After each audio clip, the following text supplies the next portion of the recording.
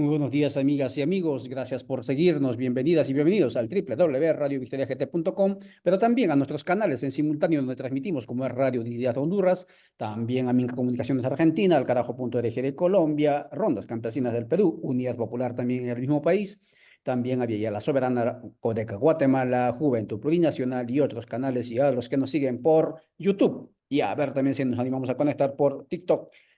Europa, la Unión Europea, que se llamó 27 países conformados y que se llama Unión Europea, llamó elecciones y la población europea salió a votar y votó.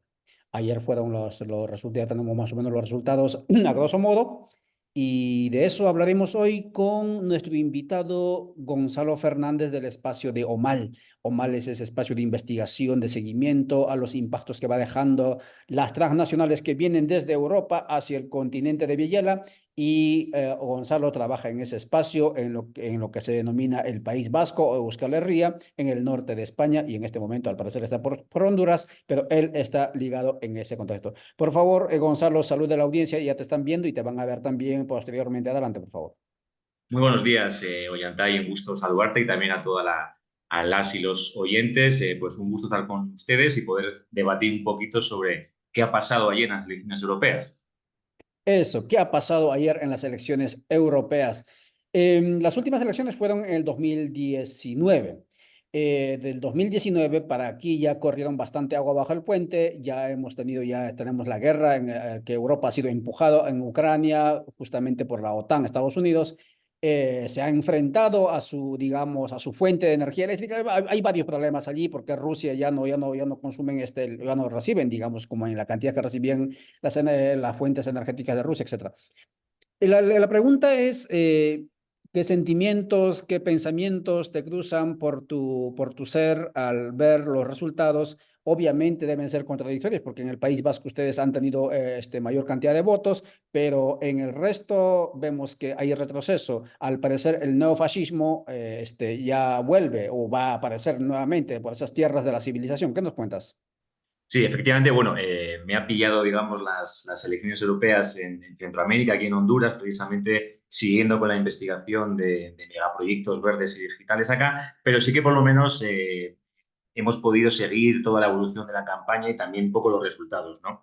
Bien, es cierto que las elecciones europeas yo creo que hay que tener dos elementos previos de matiz, ¿no? Es decir, ya son elecciones que también, además de ser continentales, tienen lecturas propias de cada país, porque al final también son idiosincrasias muy diferentes, ¿no? Y también tenemos que tener en cuenta que son elecciones que realmente no convencen a la gente, que hay una abstención altísima y por tanto tampoco pueden ser quizás extrapolables, digamos, a unas elecciones de otro tipo, ¿no? Pero aun partiendo de esas premisas, ¿no? Yo creo que es importante señalar algunos elementos clave. Uno primero que es obviamente el ascenso de la extrema derecha, ¿no? Del fascismo en Europa, es más que evidente, ¿no?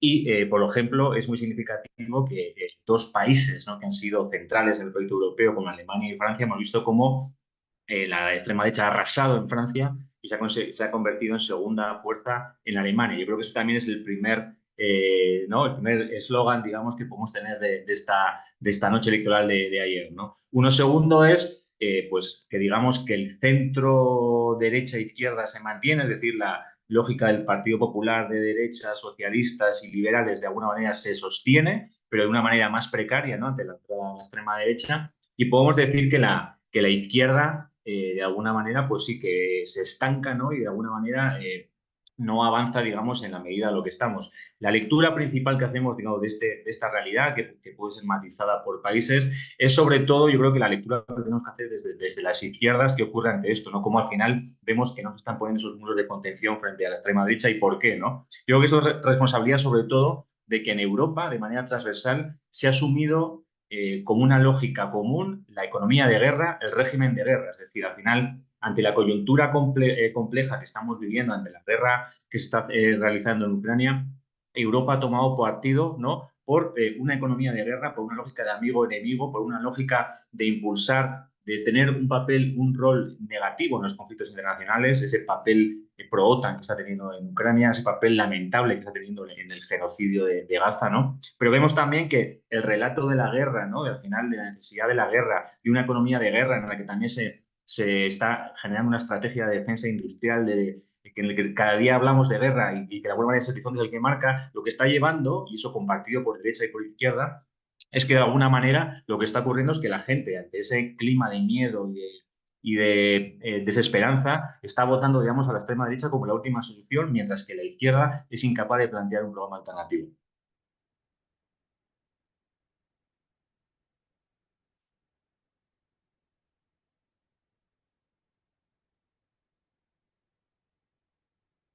Ahora sí, gracias.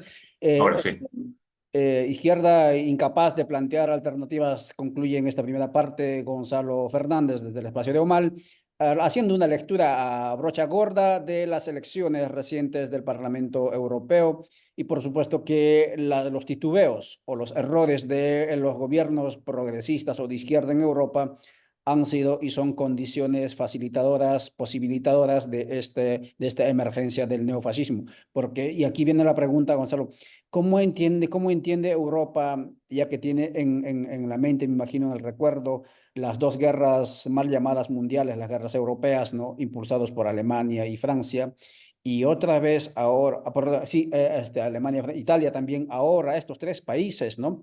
Otra vez vuelven hacia el conservadurismo, hacia el nacionalismo. Yo recuerdo todavía la Segunda Guerra Europea, impulsado, por ejemplo, en el caso de, Mussolini, ¿no? Italia, ¿no? Y en Alemania Hitler.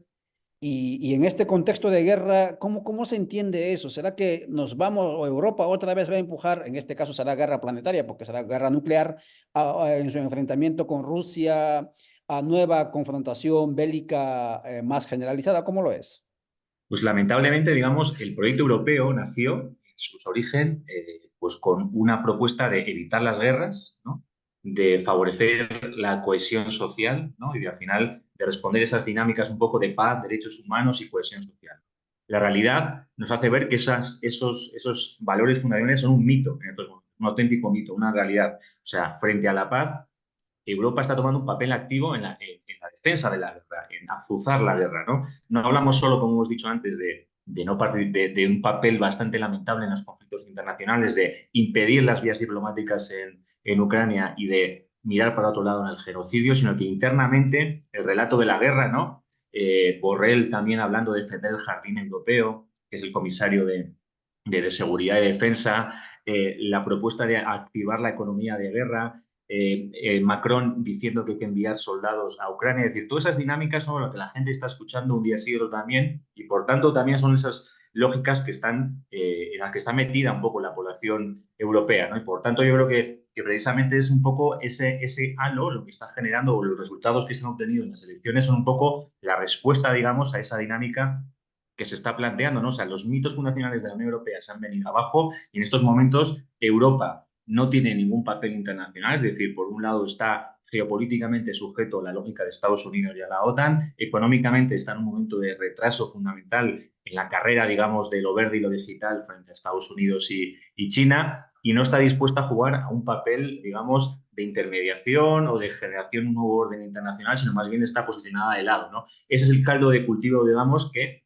está generando que los mitos se evidencien como tal y que la realidad actual sea más bien la de intentar defender de manera más excluyente, más reaccionaria el espacio. ¿No? Es un poco lo que sentimos. Mientras la izquierda, ¿qué está haciendo? Pues la izquierda está hablando mucho de la extrema derecha, pero no está confrontando con la extrema derecha, digamos. No solo la extrema derecha es lo que hay que acabar, es el proyecto europeo generado para los grandes mercados y para el capital lo que está en la génesis de todo eso, ¿no? Si cambiamos eso y hacemos políticas públicas realmente de confrontación, de disputa con el poder corporativo, de políticas de publificación de muchos sectores y demás, ahí quizá tengamos posibilidades de confrontar esa extrema derecha en condiciones, mientras sea simplemente un cordón liberal socialdemócrata frente a esa extrema derecha, digamos, la trinchera que está poniendo la izquierda es muy endeble.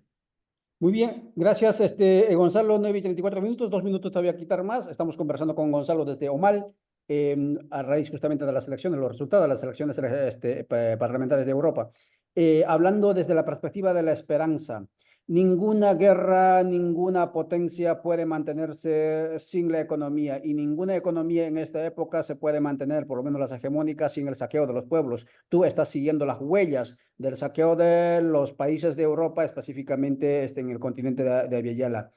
Eh, ¿Cuáles van a ser los impactos, según tu lectura, en los países como el continente de Abiyala, de este resultado electoral en la parte económica? Y lo otro es el tema de la cuestión de qué tenemos que hacer los pueblos, porque yo sé que hay resistencia creativa en el país donde vives. Euskal Herria es una de las muestras, está acá, en otras partes también. ¿Qué tenemos que hacer en esta apuesta de resistencia allá y aquí? Sí, el impacto en América Latina, en Via Yala, va a ser notable porque, digamos, la generalización de este régimen de guerra, uno, nos pone a todos y todas en un problema de un conflicto de escala global y, como tú has señalado antes, con el arsenal nuclear. Entonces, es una cuestión no vista hasta el momento y, por tanto, ya es una cuestión que nos apela a todos y todas, ¿no? Y todo eso también dentro de una especie de crisis profunda, de tormenta perfecta en la que nos situamos, ¿no?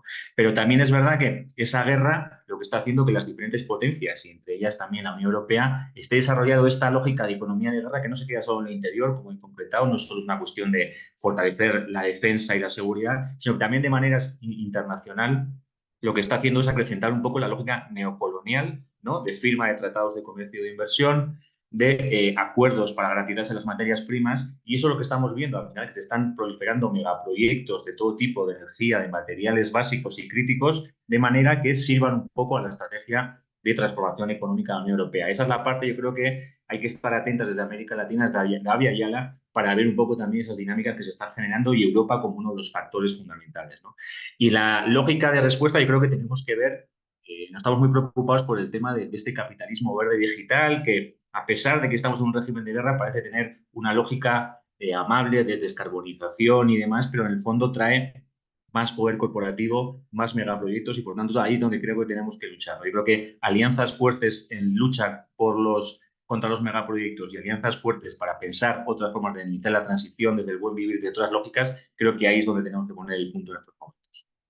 Muchas gracias, Gonzalo. Hemos conversado con Gonzalo Fernández desde el espacio de Omal, desde Euskal Herria, a raíz justamente de los resultados electorales del Parlamento Europeo que tiende hacia la derecha. Países centrales de Europa como Francia, Italia, Alemania tienden más hacia el neofascismo y al parecer, como indica también Gonzalo, tenemos amenazas más que evidentes de una posible guerra nuclear. Ojalá que Europa no empuje nuevamente a una confrontación bélica al mundo. Muchas gracias, Gonzalo. Gracias, amigas y amigos. Nos veremos próximamente. Al mediodía vamos a hablar con los migrantes del África en Europa sobre cuál es su lectura de estas elecciones europeas. Muchas gracias. Entonces, chao, chao. Muchas gracias, Yanda, y a toda la gente. Chao, chao.